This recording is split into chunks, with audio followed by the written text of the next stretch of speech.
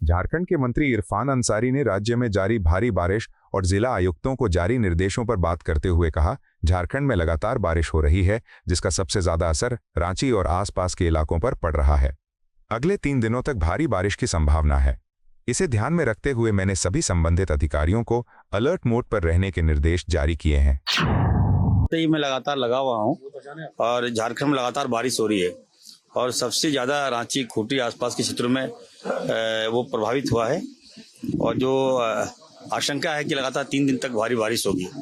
तो इसको लेकर मैंने दिशा निर्देश दे दिया है सभी उपायुक्त को कि इसको देखते हुए अलर्ट मोड में चले जाइए और कहाँ पे कितना क्षति हुआ है, कहीं कोई कैजुअलिटी तो नहीं हुई है, उसका आकलन करो और ऑन द स्पॉट एकदम हमें आप फाइल भेजो, मैं उनको मरम्मती हो या जो भी हो मैं उनको मुहैया मैं कराने जा रहा हूँ। टोल फ्री नंबर भी जारी करने का वो हाँ, अभी एक बैठक भी है मेरा, तो उसके बाद हम टोल फ्री नंबर भी जारी करेंगे और डीसी को विस्तृत रिपोर्ट हम लोग उनको दे देंगे ताकि आप अपने स्तर से युद्ध स्तर पर, ताकि किसी लोग को किसी तरह का प्रॉब्लम ना हो, इसकी हम लोग भागीदारी सुनिश्चित हम कर रहे हैं। पूर्व केंद्रीय मंत्री और वरिष्ठ कांग्रेस नेता सुबोध कांत सहाय ने भारत पाकिस्तान युद्ध को रोकने के ट्रंप के बार-बार दावों पर कहा, देखा जाए तो कूटनीति और कूटनीतिक संबंधों का एक समय था, लेकिन अब ये निर्धारित करने का समय है कि कौन झूठ बोल रहा है। डोनाल्ड ट्रंप ने कई बार कहा है, अब पीएम मोदी को मजबूती से जवाब देना चाहिए। मंत्रालय स्थिति से इनकार कर रहा है और ट्रंप तुरंत वही बयान दोहरा रहे हैं। अगर आप देखिए तो डिप्लोमेसी का जो है एक बहुत बड़ा वर्ड था कि भाई बहुत चीजें इंटरनेशनली डिप्लोमेटिकली चीजों को, लेकिन यहाँ तो एकदम डठैती के साथ कि तुम झूठ बोल रहे हो, हम सही बोल रहे हैं, ये स्टेज आ गया है।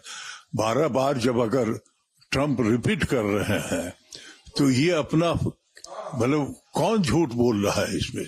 और जिस तरह से हाल के बिहेवियर हुए हैं इंडियन प्राइम मिनिस्टर का, खासकर ट्रंप के रिलेशनशिप में, जिसके लिए जाके कैंपेन करने का काम किया था इन्होंने, तो ये बात तो आम आदमी के दिमाग में चली गई है कि जो फर्स्ट रिएक्शन था ट्रंप का, और जिस तरह से सडनली मिडनाइट में नहीं कहिए कि एकदम जब फुल एक्शन में हमारा इंडियन आदमी था तो उसका हाथ पकड़ के पीछे खींच दिया।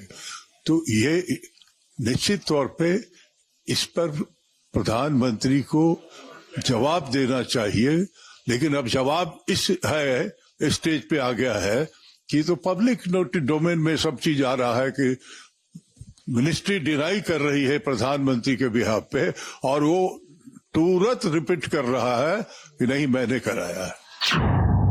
केंद्रीय गृह मंत्री अमित शाह के दौरे पर छत्तीसगढ़ के उप मुख्यमंत्री विजय शर्मा ने कहा, वे 22 और 23 जून को यहां रहेंगे। 22 जून को उनके आगमन के बाद छत्तीसगढ़ को एक बड़ी सौगात मिलेगी, NSFU कैंपस। इसका एक कैंपस छत्तीसगढ़ में ही बनेगा। राज्य सरकार ने नवा रायपुर में 40 एकड़ जमीन पहले ही आवंटित कर दी है। 23 और 23 तारीख को यहाँ है। 22 को उनके आने के बाद बहुत बड़ी सौगात एक जो छत्तीसगढ़ को मिली है वो NFSU के कैंपस का है, नेशनल फॉरेंसिक साइंस यूनिवर्सिटी। उसका एक कैंपस छत्तीसगढ़ में बनेगा। उसके लिए 40 एकड़ की जमीन राज्य की सरकार ने दिया हुआ है और नया रायपुर में, और साथ ही साथ वह उसमें हमको लगभग 350-400 करोड़ रुपया केंद्र से वहां पर बिल्डिंग बनाया जाएगा, पूरा इंफ्रास्ट्रक्चर डेवलप किया जाएगा, वो केंद्र की पूरी मदद से होगा। और फिर वहां पर NFSU का एक कैंपस छत्तीसगढ़ में डेडिकेटेड होकर चलेगा। ये बहुत बड़ी चीज है। 3 जो नए कानून आए हैं हमारे, BNS, BNSS और भारतीय साक्ष्य अधिनियम, ये तीनों ही जो कानून आए हैं, इन तीनों कानूनों में 7 साल और 7 साल से अधिक की सजा वाले अपराधों में फॉरेंसिक साइंस का बड़ा महत्व है उसका, और इसलिए बहुत सारे फोर्सेस की, बहुत सारे इसमें मैन पावर की ज़रूरत है। यहाँ पर छत्तीसगढ़ में इसके खुल जाने से स्टूडेंट्स हमारे आगे आ पाएंगे और बेहतर विश्व स्तरीय संस्थान है उसका एक कैंपस हमको छत्तीसगढ़ में मिलने वाला है NFSU का। साथ ही साथ एक और 6-7 एकड़ की ज़मीन साथ में लगी हुई है जिसमें हमारा फॉरेंसिक लैब, छत्तीसगढ़ का फॉरेंसिक लैब जो छत्तीसगढ़ सरकार का है, वह भी बनेगा। तो ये दोनों ही बातों का भूमि पूजन होना है। साथ ही साथ जब तक ये एनएफएसयू का कैंपस बनेगा तब तक उसका ट्रांजिट कैंपस होना चाहिए। तब तक पढ़ाई इसी सत्र से प्रारंभ हो जाएगी एनएफएसयू की, और उसका ट्रांजिट कैंपस जो शुरू होने वाला है उसका भी उचित स्थितियों में उनके द्वारा प्रारंभ किया जाएगा, डिजिटली प्रारंभ किया जाएगा। बाकी उसमें काम होने में समय है थोड़ा अभी। तो इस नाते उनका आना है, साथ ही साथ बैठकें हैं, प्रशासनिक बैठकें हैं। दूसरे दिन किसी कैंप में भी उनका प्रवास है। अमेरिकी राष्ट्रपति डोनाल्ड ट्रंप के आई लव पाकिस्तान वाले बयान पर कांग्रेस नेता उदित राज ने कहा, पीएम मोदी ने कल खुद को बचा लिया। उन्हें पता था कि अगर वे ट्रंप के सामने जाएंगे तो ट्रंप दुनिया को बता सकते हैं कि उन्होंने क्या किया है। युद्ध विराम के बाद भी प्रधानमंत्री मोदी को असीम मुनीर के साथ बैठने के लिए कहा जा सकता था। प्रधानमंत्री मोदी की वजह से हमारे देश की बदनामी हो रही है। और मोदी जी को बुलाया, मोदी जी को अमेरिका निमंत्रण दे और न जाए, भागे भागे दूसरे देश में जाते रहते हैं, तो मौके की तलाश में रहते हैं कि कौन देश उनको बुला रहा है। तो कल मोदी जी बच गए, वो समझ गए थे कि इस बार अगर ट्रंप के सामने गए तो मीडिया बुला के कह देंगे कि युद्ध विराम उन्होंने कराया है। फिर मोदी जी क्या कर पाएंगे? हो सकता है कहते कि चलो आसिम मुनीर के साथ बैठो, तो क्या करते? तो अब स्पष्ट हो गया। और यही नहीं, वर्ल्ड बैंक, एडीबी, आईएमएफ का जो लोन है अमेरिका नहीं चाहता था, नहीं होता, तो पाकिस्तान के साथ तो अमेरिका परोक्ष रूप से पूरा खड़ा हुआ और कह भी दिया कि हम पाकिस्तान से वो मोहब्बत करते हैं। तो मोदी जी के वजह से देश की बदनामी बहुत हो रही है, पूरे दुनिया से आइसोलेट हो गए हैं। अभी भी हमारे साथ कोई दूसरा देश खड़ा नहीं हुआ, और ये सारे सांसदों को भेजा गया था, डेलीगेशन भेजा गया था 33 देशों में, कोई कामयाबी नहीं थी, फिजूल खर्ची थी, घूम घाम करके चले आए सब। तो ट्रंप ने कल जो कहा पाकिस्तान के लिए कि वो लव करते हैं, इससे हमें बहुत तकलीफ हुई है। ये हमारे लिए अच्छी बात नहीं है। ईरान से निकाले गए 110 भारतीय नागरिकों को लेकर दिल्ली पहुंचे विमान पर समाजवादी पार्टी के सांसद अवधेश प्रसाद ने कहा, यह दुर्भाग्यपूर्ण है कि इजरायल और ईरान के बीच युद्ध हो रहा है। इसका असर न केवल ईरानी नागरिकों पर बल्कि ईरान में पढ़ने गए हमारे बच्चों पर भी पड़ रहा है। उन्हें वहां इतनी मुश्किलों का सामना करना पड़ा कि उनका जीवन दयनीय हो गया। इतनी मुश्किलों का सामना करने के बाद वे अपने देश लौट रहे हैं। मैं मांग करता हूं कि केंद्र सरकार इन बच्चों की शिक्षा और देखभाल के लिए उचित व्यवस्था करे। जो हमारे देश के बच्चे गए थे, ये हमारी दौलत और पढ़ने के लिए गए थे, लेकिन अफसोस है कि ईरान में और इराक में जो झगड़ा हो रहा है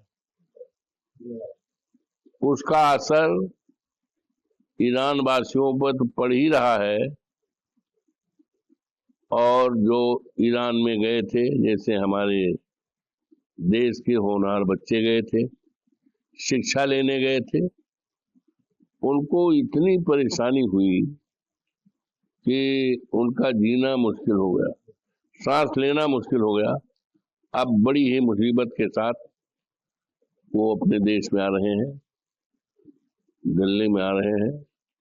केंद्र सरकार से मांग करता हूं कि इन बच्चों को जो पढ़ने के लिए गए थे, होनहार बच्चे थे, देश की बहुत कीमती दौलत है, इनके पढ़ने की और इनके रख रखाव की अच्छा इंतजाम किया जाए,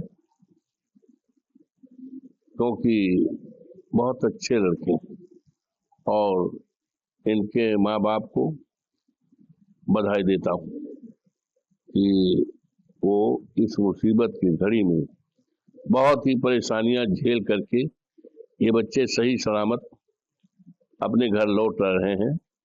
इन बच्चों का हम और हमारी पार्टी समाजवादी पार्टी स्वागत करती है। पूर्व सिविल सेवक आईएएस आशुतोष अग्निहोत्री द्वारा लिखित पुस्तक मैं बूंद स्वयं खुद सागर हूं के विमोचन के अवसर पर केंद्रीय गृह मंत्री अमित शाह ने कहा, प्रशासनिक अधिकारियों के प्रशिक्षण में आमूलचूल परिवर्तन की जरूरत है।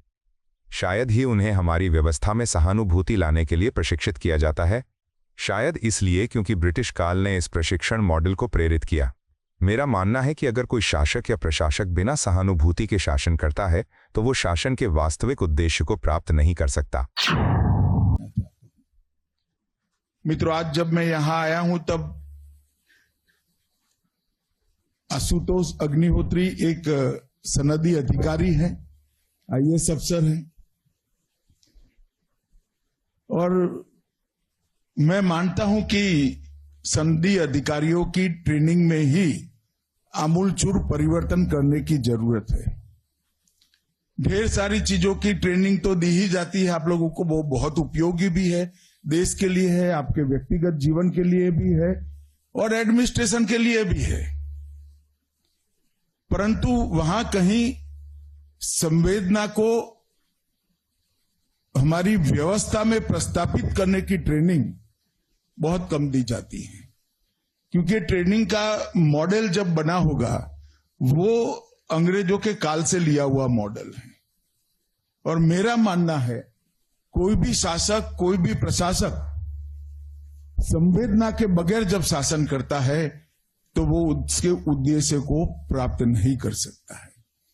और ऐसी व्यवस्था से निकले हुए आशुतोष अग्निहोत्री जी साहित्य सृजन करते हैं तो ये बड़ा महत्वपूर्ण है, क्योंकि साहित्य सृजन वो ही कर सकता है जो संवेदनशील है, जिसकी संवेदना जागरूक है, न केवल जागरूक है, वो अभिव्यक्ति के स्तर पर पहुंच चुकी है। केंद्रीय पर्यटन मंत्री गजेंद्र सिंह शेखावत ने कहा, कश्मीर में वापस अच्छे दिन लौटेंगे। पिछले 1.5 महीने में जिस तरह से जम्मू कश्मीर में पर्यटन की स्थिति सुधरी है, उससे हम दिसंबर तक पहलगाम से पहले की स्थिति हासिल कर लेंगे। देखिए, पुरातत्व सर्वेक्षण विभाग ने इसको कंजर्व करने के लिए, इसको और अधिक बेहतर बनाने के लिए पिछले वर्षों से अनेक प्रयास किए हैं, क्योंकि एएसआई के रूल्स के मुताबिक किसी भी मंदिर का पुनर्निर्माण वापस नहीं किया जा सकता। किसी भी ऐसे स्ट्रक्चर का जो टूटा है या खंडर हमें मिले हैं, जो रिमेनिंग्स हमें मिली हैं, उनको हम पुनर्निर्मित नहीं कर सकते जब तक कि उनके हमारे पास में फोटोग्राफिक एविडेंसेस न हो। लेकिन जो कुछ मिला है वो हमारी धरोहर है। उस धरोहर को संरक्षित करना और आने वाली पीढ़ियां उनको देख करके इस बात पर गर्व कर सके कि हमारी विरासत इतनी समृद्ध थी, हमारी संस्कृति इतनी समृद्ध थी हजारों साल पहले भी। आज से 1400 साल पहले भी जब दुनिया की बहुत सारी सभ्यताएं सामान्य विकसित होने की दिशा में आगे बढ़ रही थी, तब हमारे यहाँ इतना भव्य दिव्य मंदिर बनाए गए थे, इस तरह की कल्पनाएं की गई थी। हमारा आर्किटेक्चरल का जो है वो ग्रैंड्योर इतना समृद्ध था। निश्चित रूप से हम 140 करोड़ भारतीयों को जो यहाँ आता है उसको एक गर्व की अनुभूति देता है, भारतीय होने पर गर्व उसको होता है। तो ये संरक्षित रहें, सुरक्षित रहें। सरकार इसके लिए, संस्कृति मंत्रालय, भारत सरकार और भारत सरकार का उपक्रम आर्कियोलॉजिकल सर्वे ऑफ इंडिया इसके लिए काम करता है। केंद्रीय मंत्री शोभा करंदलाजे ने कहा, कई अंतर्राष्ट्रीय कंपनियां हमारे देश में निवेश कर रही हैं और हमारे विकास की कहानी में हमारे देश के साथ जुड़ रही हैं। भारत के पास बाजार है, लेकिन हमें वैश्विक बाजार तक भी पहुंचना चाहिए, क्योंकि हमारी आय दोगुनी करने के लिए ये जरूरी है। FDI आ रहे हैं, बहुत सारे इंटरनेशनल कंपनीज हमारे देश को आ रहे हैं। हमारे देश का विकास के साथ वो जुड़ रही है। आज वॉलमार्ट का प्रोग्राम थी इधर।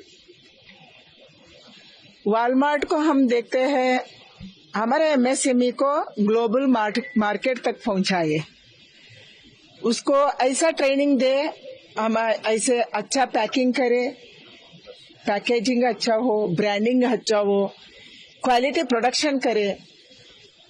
एंड इंडिया का अंदर मार्केट तो है ही है, बट हमारे वस्तुओं ग्लोबल मार्केट तक पहुंचना चाहिए। ये बहुत बड़ा बात है, क्योंकि हमारा आमदनी को द्विगुनी करने के लिए हम एक्सपोर्ट करना चाहिए, मार्केटिंग को बढ़ावा देना चाहिए। मुझे लग रहा है वॉलमार्ट जैसे कंपनियां अभी पूरा देश में हमारे MSME को ट्रेनिंग कर रहे हैं, वो जरूर करेंगे एंड हमारे MSME को आगे बढ़ाएंगे। हमारा विकास के साथ वो भी पार्टनर बनेंगे, ऐसे मैं मांग रखती हूँ। डोनाल्ड ट्रंप के बयान पर कांग्रेस सांसद प्रमोद तिवारी ने कहा, मोदी सरकार भारत का और कितना अपमान करेगी। विदेश सचिव ने हमें पीएम मोदी और डोनाल्ड ट्रंप के बीच 36 मिनट की बातचीत के बारे में बताया और कहा कि पीएम मोदी ने कुछ कहा, लेकिन वॉशिंगटन ने उनके बयान का समर्थन नहीं किया और ट्रंप ने बाकी सब बर्बाद कर दिया। कुछ घंटे भी नहीं बीते, उन्होंने फील्ड मार्शल असीम मुनीर से बात की और फिर कहा कि उन्होंने भारत और पाकिस्तान के बीच युद्ध रोक दिया है। उन्होंने कहा कि वे व्यापार करेंगे। मुझे आज इंदिरा जी की बहुत याद आती है, जिस तरह इंदिरा जी ने निक्सन को उनके मुंह पर बताया था कि भारत की ताकत क्या है। कितना अपमान मोदी सरकार और भारत माता का करेगी और कराएगी। विदेश सचिव 36 मिनट की वार्ता होती है प्रधानमंत्री ट्रंप, प्रधानमंत्री मोदी और ट्रंप के बीच। वो कहते हैं कि प्रधानमंत्री जी ने ऐसा कहा। वाशिंगटन उनकी बातों का समर्थन नहीं करता, कम से कम उनके काउंटर पार्ट को वाशिंगटन से समर्थन देना चाहिए था। हाँ, मोदी जी ने ऐसा कहा। और रही सही लुटिया डुबोती ट्रंप ने, कुछ घंटे भी नहीं बीते, दिन तो छोड़ दीजिए, फिर उन्होंने फील्ड मार्शल मुनीर के साथ वार्ता की और कह दिया कि मैंने दोनों देशों की युद्ध रुकवाया, मैंने ही दोनों के युद्ध रोके और अब मैं ही ट्रेड कराने जा रहा हूँ, व्यापार कराने जा रहा हूँ। कितना अपमान और हम सहेंगे। याद आती है बहुत इंदिरा जी, जब उन्होंने निक्सन को उसके मुंह पर ये कह दिया था कि भारत की शक्ति क्या है। आपको यह वीडियो पसंद आया हो तो इसे लाइक करें, हमारे चैनल को सब्सक्राइब करें।